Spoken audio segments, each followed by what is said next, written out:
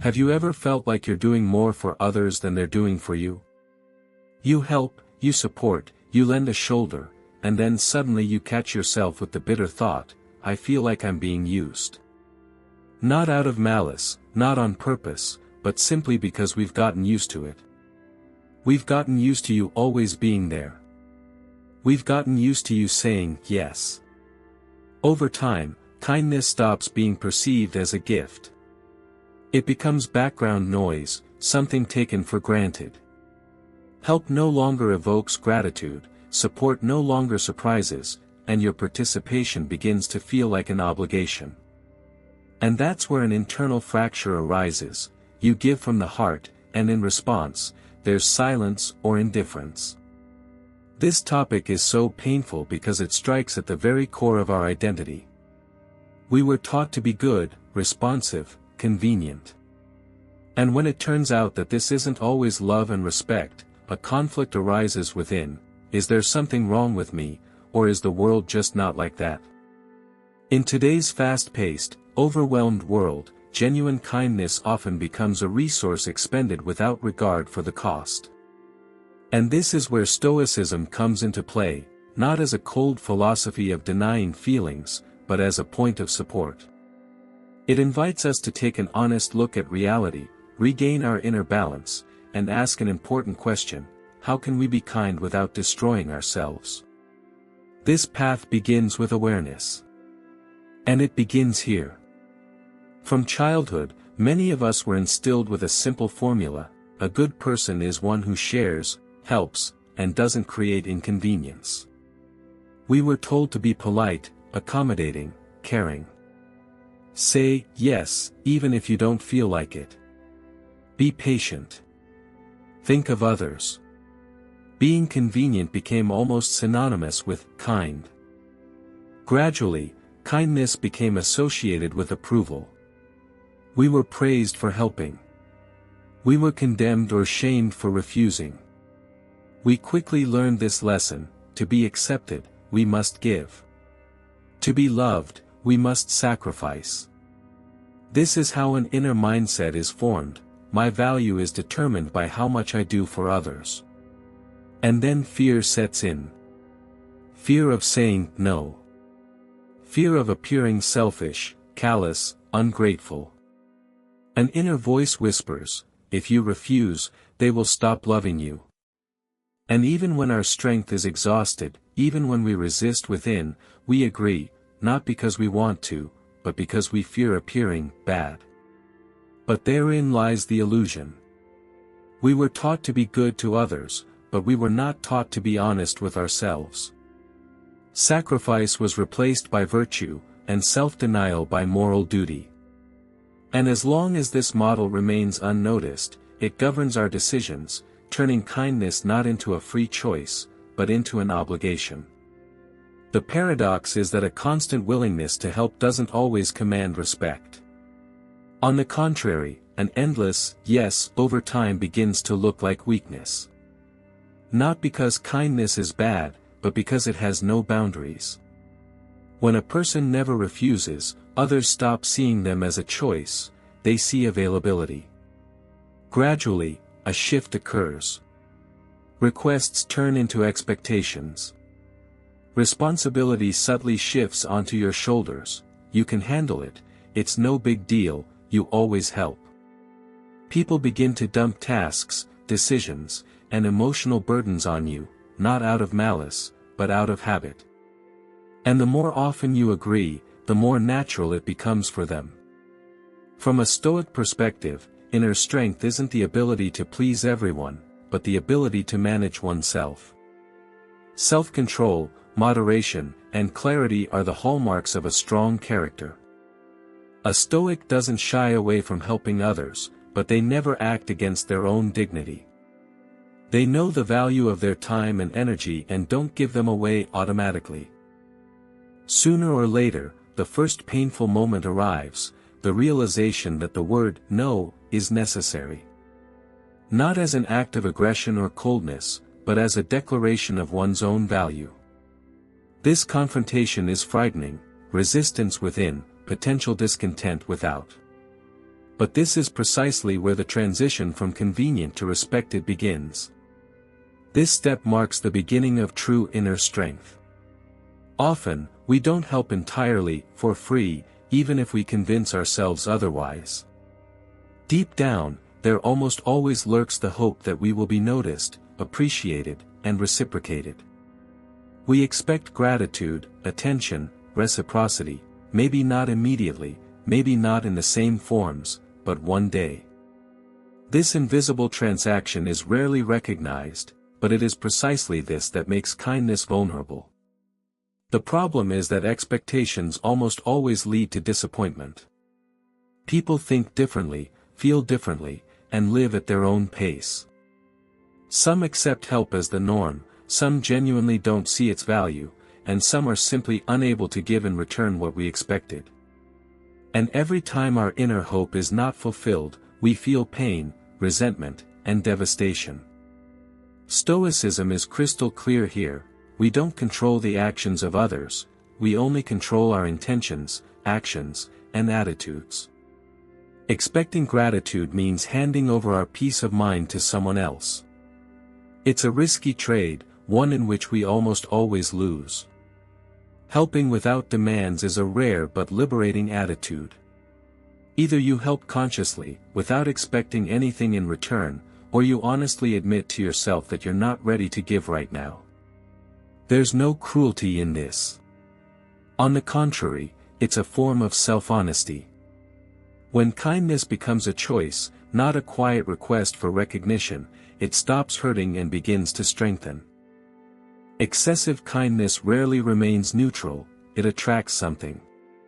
When you constantly give without setting boundaries, a certain type of relationship develops around you over time. Unequal. One-sided. Where you invest again and again, with little movement toward reciprocity.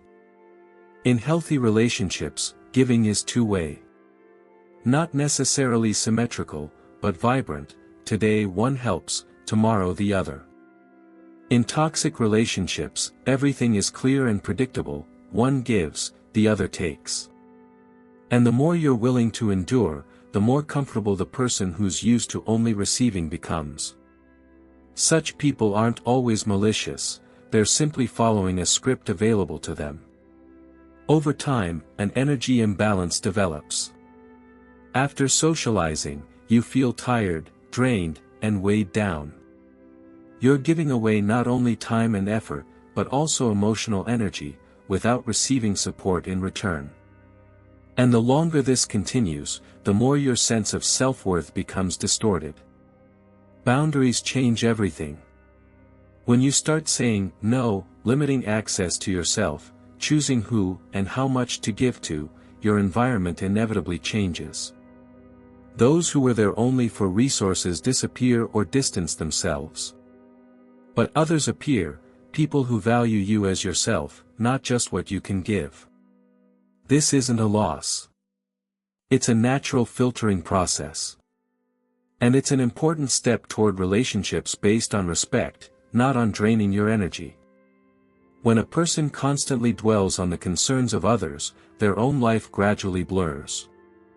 The internal focus shifts outward: someone else's crises, requests, emotions, expectations. At some point, you realize you understand other people's problems perfectly well, but you're increasingly unable to hear yourself. This is how a quiet loss of self begins. Often, constant helping conceals an escapism from your own feelings. Solving other people's problems is easier than facing anxiety, fear, or dissatisfaction within. While you're busy with someone else, you can avoid asking uncomfortable questions: what do I want? Or where am I going? Helping becomes not only an act of kindness but also a way to avoid looking inward. However, the price of this escape is internal burnout. Exhaustion accumulates slowly but inexorably. The joy of helping fades, leaving behind fatigue, irritation, and a feeling of emptiness. You still do much for others, but no longer feel a sense of meaning or a living connection with yourself. From a Stoic perspective, returning to yourself is an act of courage. It is a willingness to stop, look honestly at your inner state, and take responsibility for it. The Stoics taught, you cannot be a support for others if you have lost your own support. Setting boundaries, listening to your own needs, allowing yourself to be important, all of this isn't selfishness, but a necessary condition for a truly conscious life. Constant giving imperceptibly turns into a trap. At first, you simply help, then you provide security, and then you discover that you're essentially doing others' work for them. You solve other people's problems, smooth over the consequences of their decisions, and take on things you weren't initially responsible for. Over time, people get used to not taking responsibility. Why bother if there's someone nearby who can handle everything? This is how dependence develops. Some stop growing, while others carry an ever-increasing burden. And both parties suffer in this process. Those who are constantly being rescued never learn to cope on their own. And the one doing the rescuing gradually becomes exhausted. You begin to carry someone else's burden, emotional, temporal, moral. This pressure is rarely acknowledged, but it's heavy. You feel tired, but you continue because, otherwise everything will fall apart. However, Stoic wisdom reminds us, not everything should depend on you. Seneca wrote that true generosity is giving what is truly useful, not everything that is asked for. Sometimes the most valuable gift is refusal. It's the opportunity for another to take responsibility, to make mistakes, to grow. Helping without crippling yourself, either with an endless burden or with perpetual dependence. It is precisely in this measure that mature, conscious virtue manifests itself. In a world where most actions have hidden motives, genuine kindness often arouses suspicion. People become accustomed to looking for a catch. Why are they doing this? What do they want in return? Experience has taught many that if someone is too generous, there's something behind it.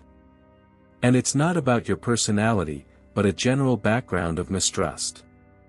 This is how a paradox develops: the more you give without measure, the more suspicious it appears. Kindness without limits begins to be perceived not as a strength of character, but as something unnatural or manipulative.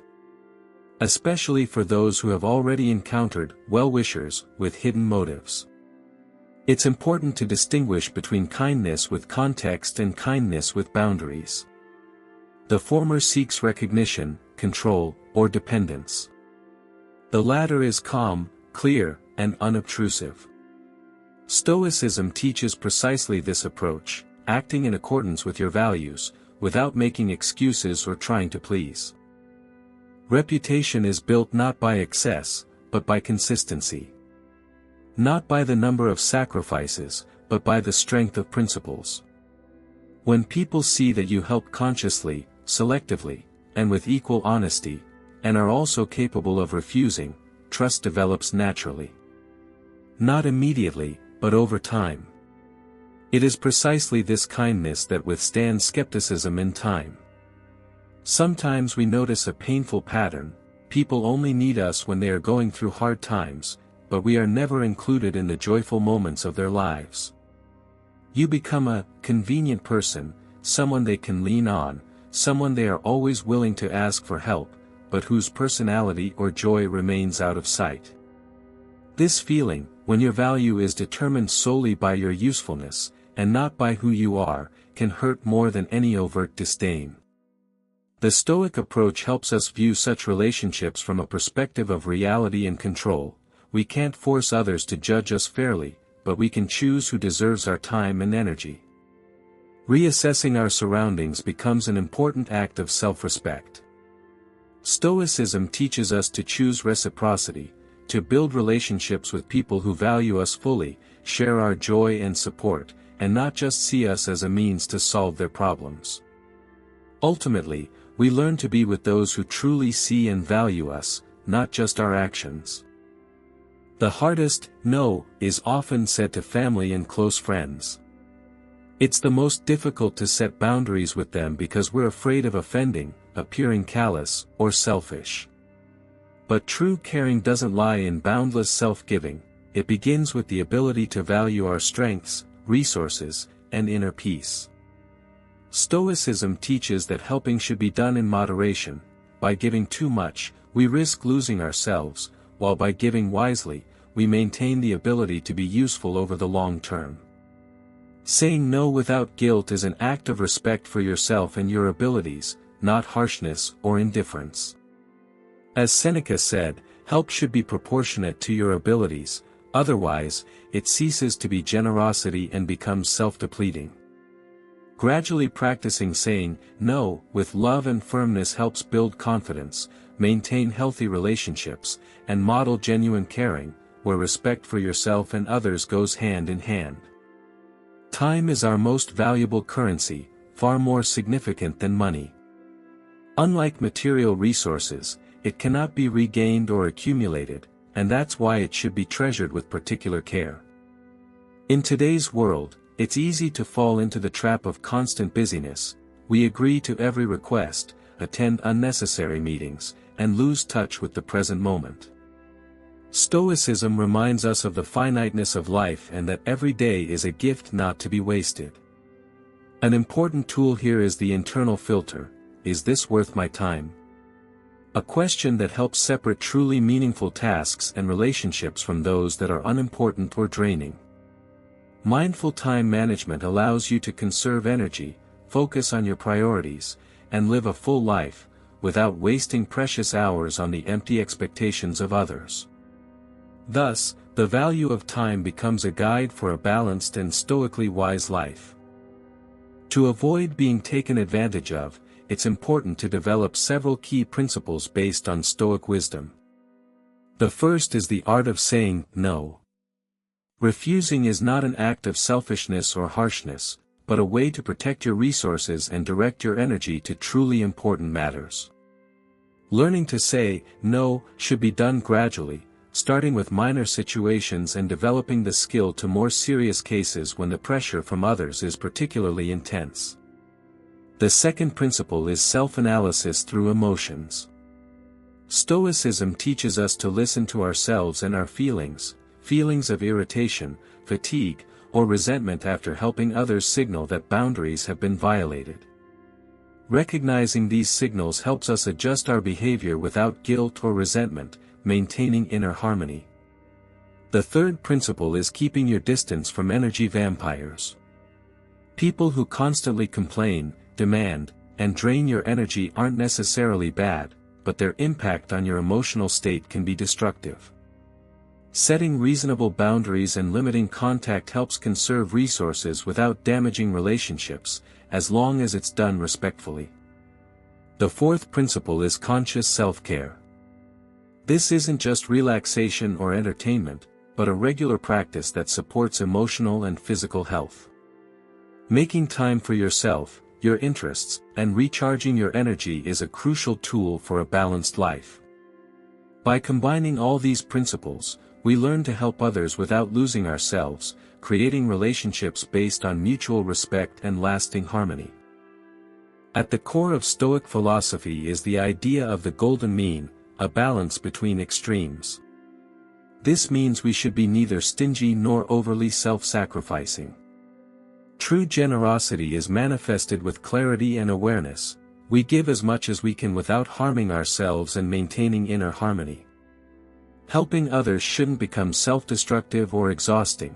On the contrary, it becomes a full-fledged act of virtue when accompanied by self-respect and common sense.